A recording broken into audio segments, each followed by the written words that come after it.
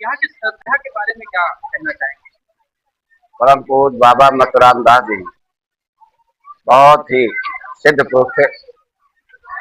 और हम तो जब से आ रहे हैं तब से हम देख रहे हैं कि हजारों की तादाद में श्रद्धालु हर महीने के प्रथम बृहस्पतिवार को क्यों यहाँ पर दर्शन के लिए आते हैं।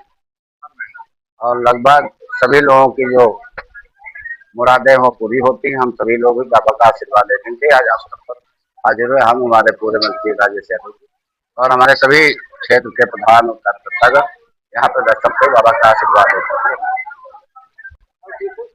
हजारों की भीड़ में यहाँ श्रद्धालु आते हैं, उसके बारे में आप क्या कहना चाहेंगे?